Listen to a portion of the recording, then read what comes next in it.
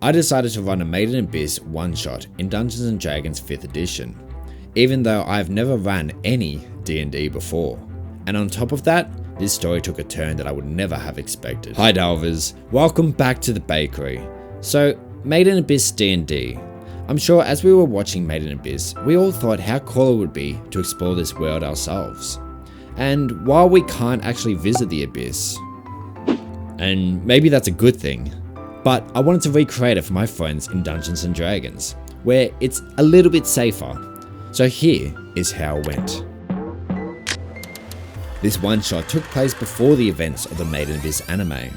The famous White Whistles, Liza the Annihilator, and Ozen the Immovable were sent on a grand adventure down to the 4th layer of the Abyss to retrieve the special grade artifact, the Unheard Bell. They had yet to return, and hearing of this mission with a potential fortune up for grabs if somebody was able to return with the bell, foreign adventurers were sent to the land of Orth. Joining us for this adventure, we had 4 travelers hired to explore the Abyss by a younger Ballamore.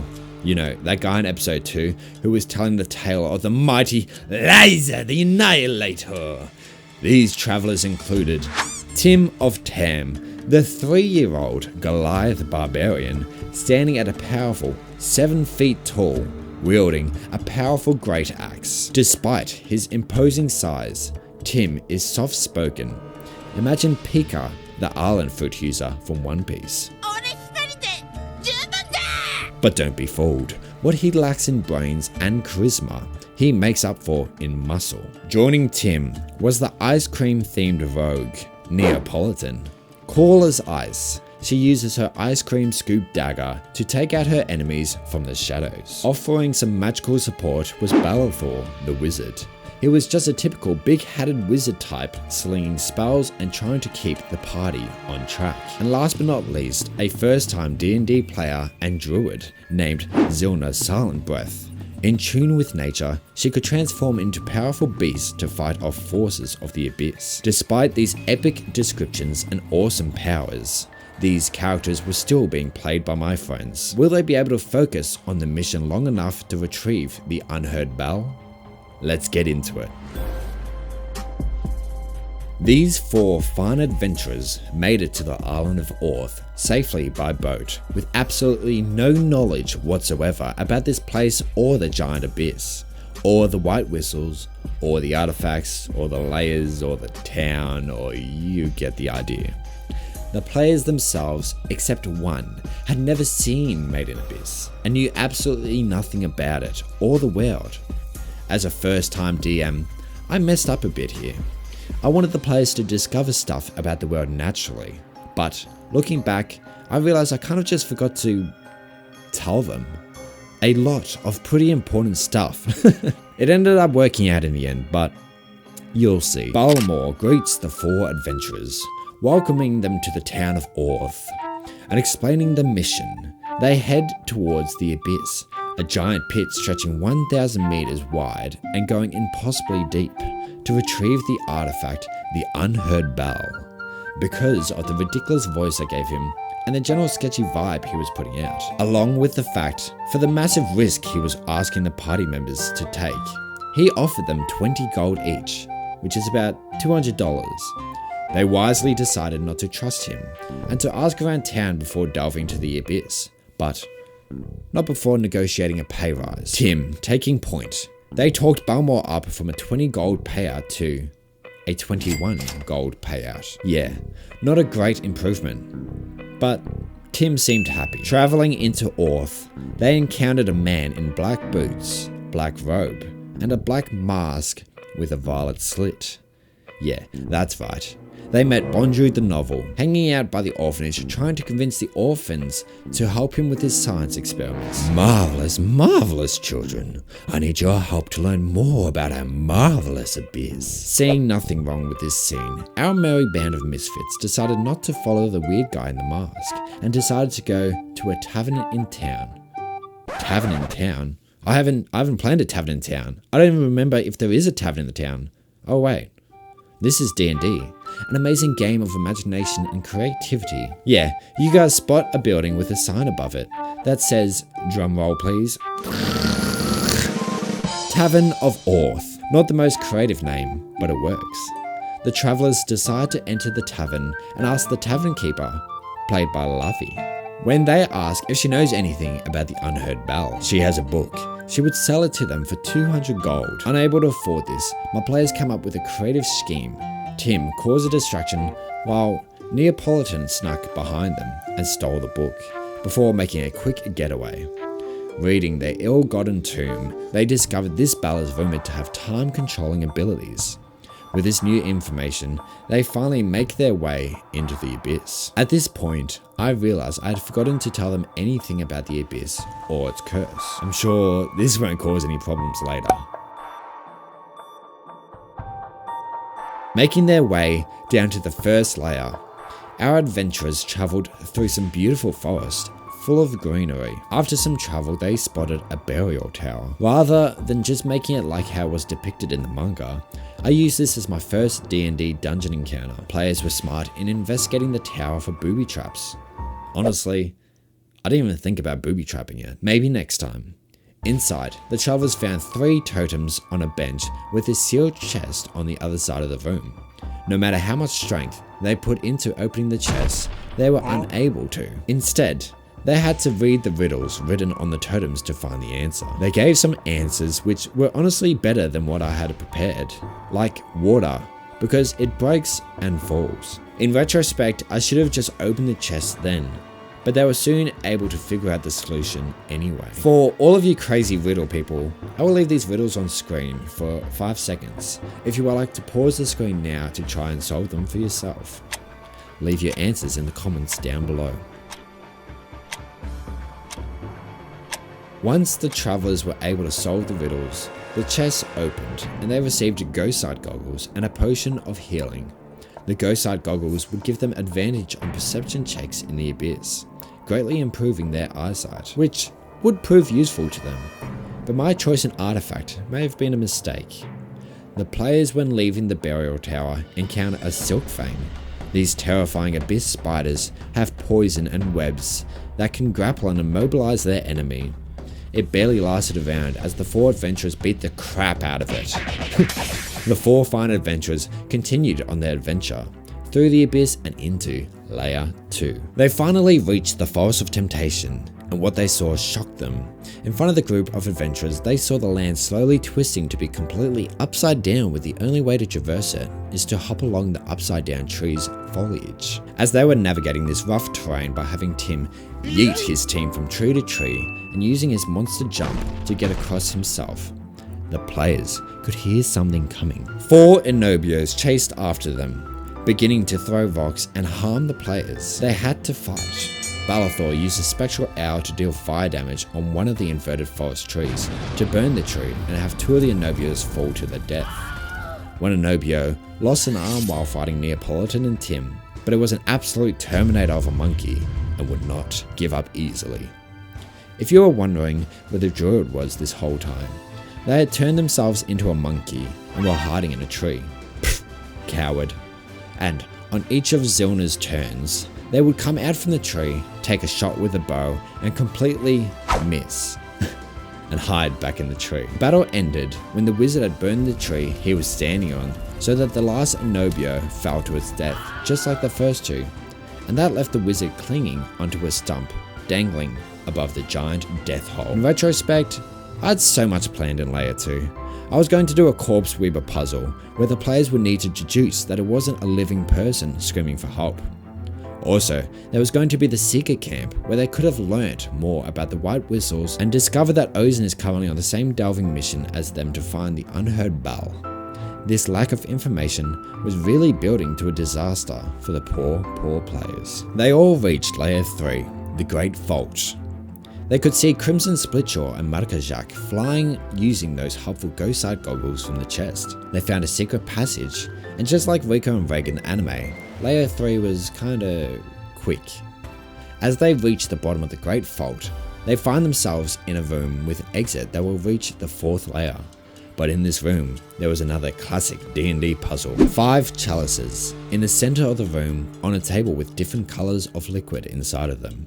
The first was blue, the second was red, third was green, fourth was yellow, and last was purple. The travelers found in the center of the table a note stating, "Drink the green liquid." After careful discussion of what they should do, Balithor remembered that he had a spell that would let them discover the effect of any magical item by casting the spell for 1 whole hour. So what did the players decide to do with this information? One by one, Balithor casted his spell on each of the liquids to discover what the liquids do. For 5 hours in-game time, they stood there casting spells. Of course, in the real world this was only like 5 minutes, if that. So what he had discovered was that the blue liquid would do nothing. The red liquid would make you take damage. The green liquid would open the door. The yellow liquid would do nothing, and the purple liquid would also make you take damage. Balithor drank the green liquid. He was able to walk through the door to the 4th layer, but nobody else could. Half the green liquid was already consumed for him to be able to walk through the door, so only one more character would be able to drink it and get through. Who will it be? It clicked for that smart little wizard. Going back to primary school art, he remembered that primary colors, blue and yellow, would make green. So he mixed them together, and everyone was able to drink green liquid and walk through the door. And that's not all what the wizard thought of. The smart little wizard actually pulled out some empty vials and filled them with purple and red liquid to use for later. They walked through the passage, and they couldn't believe their eyes. At this point in the story, the travelers still didn't know anything at all about the curse, as they had never ascended once. Even though I probably should have made the wizard suffer the 2nd layer curse when he actually ascended the tree, but honestly, I forgot about it. In the 4th layer, standing at the top of the Goblet of Giants, they saw below them a spiky porcupine creature, the Oar-Piercer, fighting 2 people, one holding a pickaxe, and the other one was holding the one and only Unheard Bell on their back. I'm sure some of you are already screaming at your screen. That's right, it's Liza the Annihilator and Ozin the Immovable. The characters stood and watched in awe as these two effortlessly took down the Oar-Piercer without breaking a single sweat. The team of travelers decided that it is best to try and avoid a fight with these two. Smart choice, if I do say so myself. First, the team tried to chat with the 2 white whistles to come to some kind of agreement. They approached the 2 as they were about to defeat the Oar-Piercer so that they could help fight by their sides. Liza gets one nasty swing in with her Blaze Reap, finishing the fight. She turns around and says, "Who are you?" The team introduces themselves and asks who Liza and Ozin are, as a dumb DM couldn't give their players any information, not naming names. Once the 2 teams get to know each other, Neapolitan actually notices that Liza is quite heavily pregnant, despite having some great moves. The travelers try to convince Ozin to give them the Unheard Bell. She isn't having it. She says, "You would have to pry it from my cold dead hands, and besides, you wouldn't even be able to lift a bell so heavy." Liza and Ozin begin to walk away, slowly ascending the abyss. Balithor asks why they are ascending so slowly, to which Ozin is surprised. "You don't know about the curse of the abyss? None of you have ascended while in here?" Balithor says, "No. What happens when you ascend?" Ozin rolls her eyes. Balithor decides to jump and see what happens, which he just gets a blood nose for such a little jump in the 4th layer. Liza states, "There is a curse in this abyss that works like a reverse thorn trap, completely safe to descend into, but when you ascend, the trap hurts you to a different degree on each layer. In this layer specifically, if you ascend a decent amount, you would feel intense pain throughout your body and begin to bleed throughout every orifice." Liza and Ozin continue with the ascent. The players know they have to do something, but what? They know they are no match for these legends. Wait! Zilna has an idea. She distracts the 2 white whistles while flirting with them. Tim tries to lift the white whistle off Ozen's back. Neapolitan uses sleight of hand to quickly replace the weight of the bell with a backpack full of rocks, Indiana Jones style. I originally planned for the characters to only be able to lift the bell using one of the two artifacts, a 1,000-man pin or a third works arm. Unfortunately, they had neither. Tim would need to use all the strength he could manifest in this very moment to have a chance of holding the bell. All of the characters hear a loud crash. They all turn around and see Tim with a giant bell squishing him into the ground. The jig is up. Ozen and Liza look pissed. Liza draws her pickaxe and Ozen crunches her fists. Neapolitan moves first. She attempts to stab Liza with her Fruit Loop spoon dagger. Liza dodges out of the way. Balthor has a crack next. He uses the Spectral Owl once again and casts his Fireball spell onto Ozen. He manages to cause a huge explosion on top of her. She walks out of the blaze of fire and says, "Is that all you've got?" Liza turns, she flicks a switch on her blaze whip and swings it down into Neapolitan, causing her to instantly lose half of her HP. Tim attempts to lift the bell off of his chest, but fails to move it even an inch. Zilna transforms into a bear and heads over to Tim's aid, helping him move the bell. But even the bear is unable to do anything. Ozen faces the bear, and I shit you not, rolls a nat 20. Double damage. Yeah, you heard that right. This absolute monster of a woman is about to do double damage on this poor, bloody bear.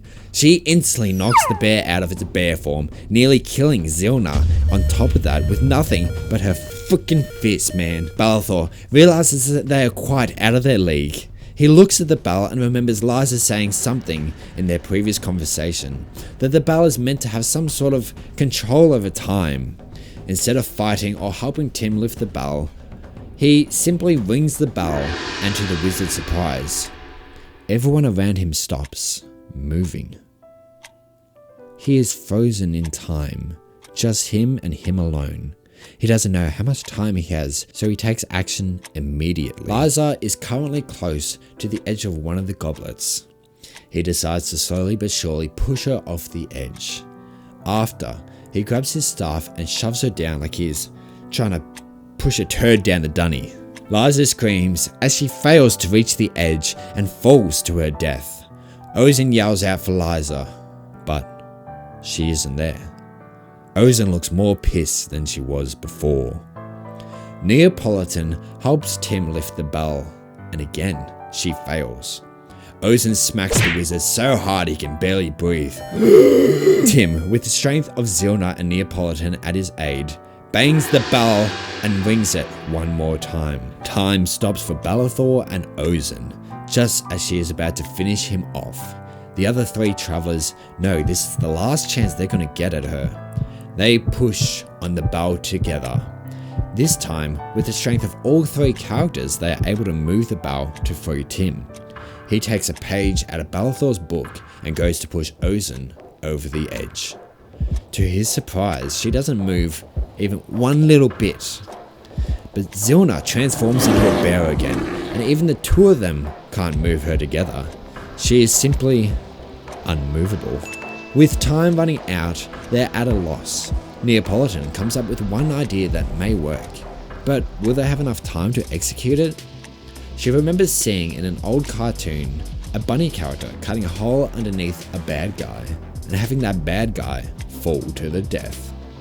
With the rest of the time stop, they all work together, cutting out a cartoon-sized hole underneath Ozen, and with one chance left, they each pick up Balthor's staff and one by one try to push her down little by little. Time replays and Ozen quickly reacts, lifting her arm in the air to try grab onto the ledge. And she misses. Ozen falls to her death along with her close partner and friend Liza. The players manage to defeat them in their own way. You know, I didn't even think it would be possible. I didn't give them the opportunity to get the items they needed or the help they would need to defeat them. But with great creativity, they were able to do it. That's when I realized this is what D&D is all about. Not necessarily about beating a boss with the strength of you leveling up all throughout a video game, but sometimes using creativity to defeat a boss in a unique way. While the team of travelers were only able to do about 4 hit points of damage to Ozin's massive 150 HP pool, and not even able to touch Liza's HP, they were able to defeat them. Even without any information of the Abyss, even without information of the Valaks, even without any information of the curse or the characters, they beat them. And I couldn't be more proud.